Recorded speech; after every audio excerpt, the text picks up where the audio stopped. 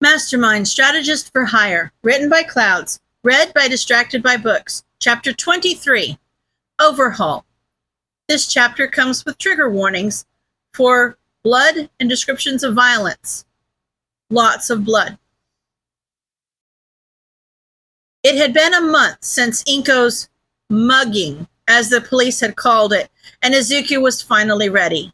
The day after his mom was attacked, Izuku had pretended to go back to Overhaul with his tail between his legs, but he was really playing the long game, making sure his mother was safe until he was ready to destroy the Yakuza himself. Being part of the Yakuza was interesting, for lack of a better word. For all that Overhaul bragged about using him to his fullest potential, Izuku had basically been doing glorified busy work every time he was at the compound. He was seen as a new member and so was at the bottom of the pecking order, a fact that irritated him to no end. He wasn't even allowed to be involved in real work of the Yakuza. All he knew was Overhaul's glorified rhetoric about a quirkless world. It was getting really annoying. Shoto had offered to come along and help him get his revenge, but Izuku had respectfully declined. Overhaul had threatened his mother, the only person who had ever given a damn about him before he became a villain. So leaving the job to anyone else would have been supremely unsatisfying, even if that someone was a close friend like Shoto. Izuku pulled his mask up over his mouth and jumped down onto the street level, staying in the shadows as he sneaked up on the guards. A few slit throats and a stolen key card later, he was wandering the silent halls of the upper compound. He knew there were only a few guards on this level, with most of the Yakuza living and working in the labyrinth below. So it didn't take Izuku long to track down the dozen or so low-ranking members on duty that night and take them out. A simple throwing knife through the eye or a slit throat was quick enough death for most of them. Izuku wasn't about to waste time and energy playing when any of them could easily raise the alarm. Besides, these small fry were nothing more than collateral damage in his complete annihilation of Overhaul and an effective message to anyone else who might get it in their heads that it was a good idea to go after his mother. Izuku had bigger plans for the night. It took him a few minutes to find the secret entrance to the rest of the compound, since he'd never been allowed to find it unaccompanied, but it only slowed him down a little. He kept to the blind spots in the halls, silently killing everyone he came across until he found the barracks. He almost felt bad as he viciously slashed each one of the sleeping men's throats, but the feeling didn't last long. Yeah, none of them had made the call to attack his mother, but they had all made it known in the past month exactly how they felt about weak, quirkless people like him. And they were following an idiotic psychopath, so there was that. Izuku followed his same pattern as he gradually cleared the compound, picking the lock on every door and killing everyone inside. He hadn't been surprised to find a variety of labs tucked away, but was surprised at how little raw material they had stored. Shouldn't there be a lot more chemicals involved in the production of quirk-erasing drugs? He pocketed a few vials of the quirk eraser that he found in the lab and used them to coat some of his knives before heading toward Overhaul's room. The only other room left aside from his was a door that locked from the outside. Izuku didn't know what was in that room, but whatever it was would still be there after he had killed Overhaul and his inner circle.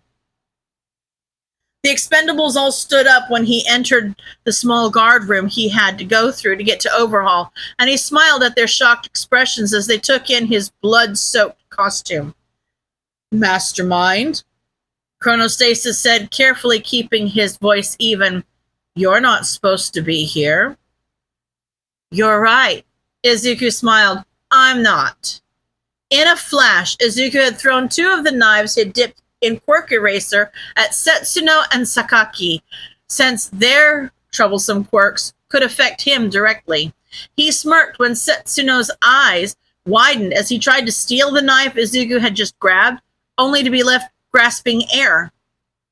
What? He taunted. Having trouble with your quirk? Rappa pounded on his chest. I'm not, and even if I was, I wouldn't need a quirk to kill the likes of you. Just be sure to give me a good fight first. Izuku simply dodged out of the way of Rappa's quirked punch and attacked the other members. He first ran toward Tengai, who threw up a barrier to block him, but neglected to remember that Rappa was running after him full speed. Izuku smirked as he dodged at the last minute, subjecting Tengai's barrier to the full force of Rappa's quirk, which broke through it almost instantly, allowing Izuku to step right up behind Tengai and slit his throat. Rappa gave a scream of rage and ran at Izuku again, but he was already on the move, this time headed toward Hojo, who had already covered his body in crystals. Just like before, Izuku waited until the last minute before dodging and let Rappa tear through his opponent's defenses before finishing him off. Enough! He's using you to hurt your own men! Chronostasis yelled and extended the hour hand of his hair to hit Rappa, immobilizing him. Izuku didn't waste the opportunity, and Rappa was dead before anyone had the chance to blink. Tabe immediately ran at him, mouth open wide, but Izuku simply shoved a knife down his throat before he had the chance to bite down. 4 down, 4 to go. 5 if Izuku was counting chronostasis. Katsukami ran to try to touch Izuku and sap his energy, but Izuku didn't let him get in close, dodging while slashing with one of his longer knives and following it up with a throwing knife to the back of the head. Who will you be going for next? Nemoto asked. It doesn't matter much at this point, Izuku answered honestly. He didn't have much of a choice after all. Your quirk doesn't help you in combat, and both Setsuno and Sakaki are functionally quirkless right now. I'll beat you all easily. All 3 rushed him at once, trying to overwhelm him with numbers, but Izuku had analyzed all of their fighting styles extensively over the last month and had much more experience fighting quirkless than they did. Chronostasis also couldn't hit him without the risk of hitting one of his teammates, a mistake he wasn't about to make again, so the fight didn't last long. When they were all dead or bleeding out, Izuku finally turned to Chronostasis, who was staring at him in shock. Izuku smiled and lazily tossed a knife at him, forcing him to dodge. It's pretty cool quirk you got there, Chrono. He tossed another knife. Too bad it's got such a big weakness. Izuku forced Chronostasis to keep moving, which prevented him from using his quirk. All while Izuku gradually moved closer. After a few minutes, Chronostasis was panting and finally stood still, apparently deciding that the benefits of using his quirk outweighed the potential danger. It was the wrong decision. Izuku slashed his throat before Chronostasis had even had the chance to extend his hair. Izuku straightened as he heard the door to Overhaul's room open behind him. What is the meaning of this? Overhaul looked on his dead underlings, crinkling his nose in disgust. The meaning of this, Izuku said, carefully coating a knife in the stolen quirk eraser behind his back, is that you threatened the wrong person. Overhaul sighed and removed his gloves. It will be a shame to have to kill someone so uncontaminated, but oh well. He ran at Izuku, who watched him get closer without dodging. At the last moment, he ducked underneath Overhaul's outstretched arm and sunk the knife into his gut. Overhaul let out a grunt, but simply slapped Izuku on the back. Nothing happened. Nice quirk eraser you've developed, isn't it? Izuku taunted as Overhaul's eyes widened. Too bad you haven't practiced being perfect. Wasn't that the word you used to describe people like me? Unlike his men's, Overhaul's death was not quick. Izuku took pleasure in slowly taking the man apart, like he'd taken apart his mother.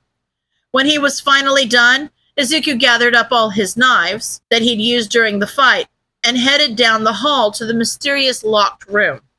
Whatever was inside must have been important if it was so close to Overhaul's own residence, and may be prone to escape if it had to be locked inside the room. After picking the lock, Izuku quickly grabbed the knife and shifted into a battle stance. It paid to be prepared for anything. Izuku was not prepared. He didn't know what he was expecting, but it definitely wasn't a little girl huddled on the bed staring up at him with wide red eyes. Izuku was suddenly very aware of the fact that he was covered in blood and holding a knife. The little girl seemed very aware of that as well, if the way her wide eyes were tracking his every movement was any indication. Izuku hurriedly put his knife away, pulling his hands out in front of him in a belated attempt to be non-threatening. "Hey there, I'm not gonna hurt you." The girl didn't look like she believed him, but she didn't start screaming. So Izuku figured that was as good as it was going to get. "My name is Mastermind. What's your name?" The girl fiddled with her hands in her lap, and now that he'd gotten over the shock of seeing a little girl locked in the middle of a Yakuza compound, he noticed that her arms and legs were covered in dirty bandages, just barely covered in most places by her too thin nightgown. "Eri?" Her voice was small and hesitant, like Izuku's had been when talking to teachers in middle school, and he felt his heart break. What was she doing here? "Eri, is it okay if I sit next to you?" Eri hesitated, but nodded, allowing Izuku to sit on the bed beside her. He pointedly ignored the fact that he was staining the sheets red as he looked her in the eyes. "What are you doing here, Eri?" Eri trembled for a solid minute before replying, "I have to help Overhaul. I'm sick." Izuku tried to ignore his anger. He didn't need Eri getting any more scared than she already was. "What do you mean, Eri? What did you have to help Overhaul with?" She tugged at the bandages on her arms, and Izuku's eyes widened at the deep lacerations underneath.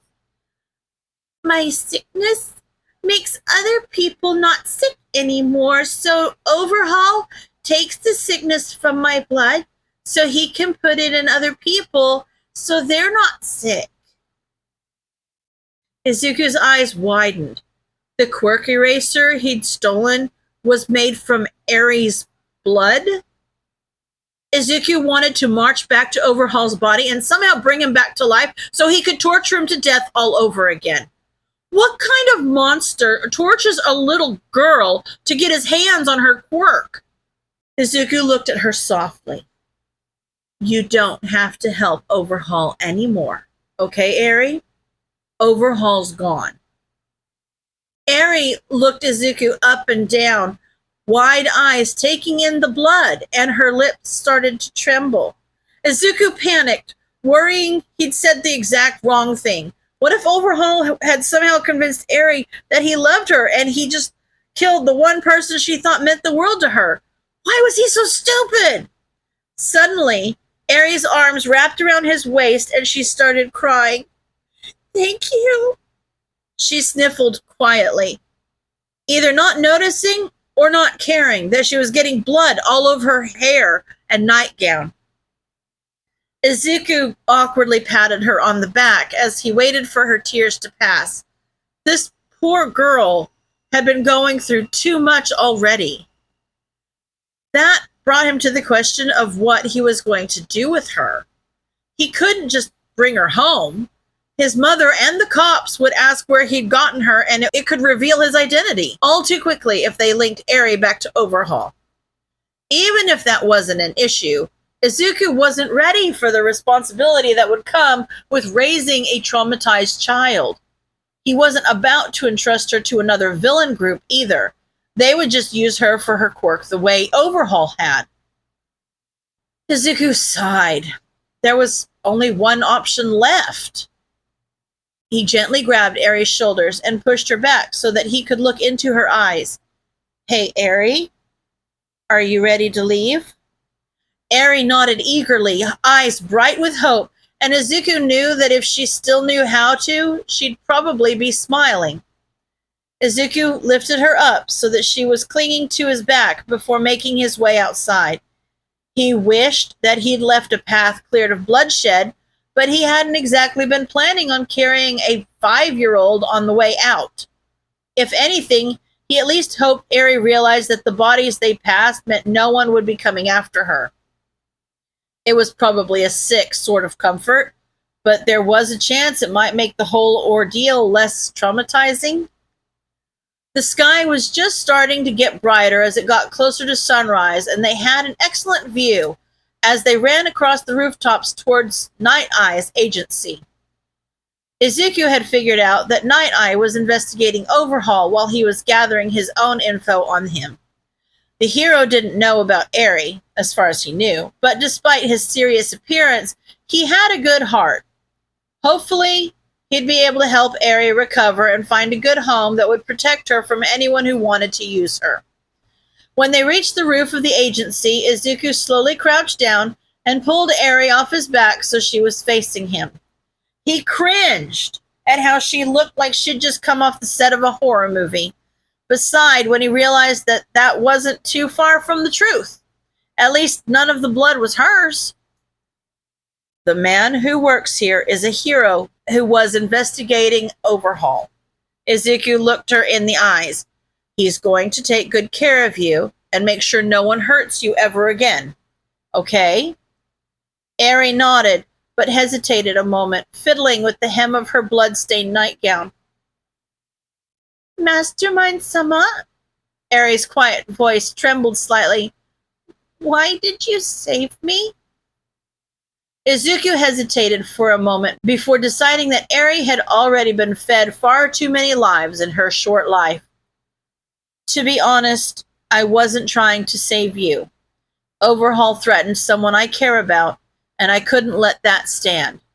But I'm glad I was able to save you, even if it wasn't why I originally killed Overhaul. I know what it's like to have people hurt you just because they can, and it's something I wouldn't ever wish on anyone. Eri stared up at him with wide eyes. You were hurt too? Izuku nodded, and her voice dropped to a whisper. But you're so strong. Even strong people get hurt sometimes, and sometimes the people who hurt them try to make them feel weak. That's what happened to you and me. Izuku smiled and ruffled her hair. We're strong people, and it's not our fault that others chose to hurt us. Eri's eyes lit up. I'm strong? She asked in wonder. Izuku laughed. The strongest. He stood up. I'm happy I was able to meet you, Eri. Wait a few minutes after I'm gone, then knock on the door and tell them what happened. The heroes here will take good care of you. Eri looked up at him for a long moment before flinging herself over to hug his legs. Thank you so much, Mastermind-sama. Thank you. Izuku smiled and ruffled her hair again. No problem, Eri. Be safe. Eri nodded and let go, waving to him as he got a running start and jumped onto the next roof. He only ran a few roofs away before stopping and crouching down. Eri was still standing on the roof, looking small against the skyline. She waited another 2 minutes before walking over to the door he had shown her. She hesitated a long moment before pounding hard with both fists. Bubble Girl thought it was much too early to be dealing with anything, especially teenage pranks. And it had to be teenagers, she thought, as she trudged up the stairs, coffee in hand. Who else would climb up to the roof of a hero agency just to knock on the door? If it was anyone normal, they would knock on the front door at a much more reasonable hour. She threw open the door, already mentally preparing the rant she'd give to the hooligans who had dared to disturb her this early in the morning, but stopped short when she saw a scared little girl who couldn't be more than 5, with blood smeared all over her. Bubble Girl dropped her coffee. Izuku smiled as he watched one of Night Eye's sidekicks usher Eri inside. The heroes would undoubtedly set up a perimeter to try and track him down, but he should be able to avoid all that if he left right now. He headed back to his base to shower and get dressed for school, sending a text to his mom telling her that he had gone out for an early morning run. End of chapter.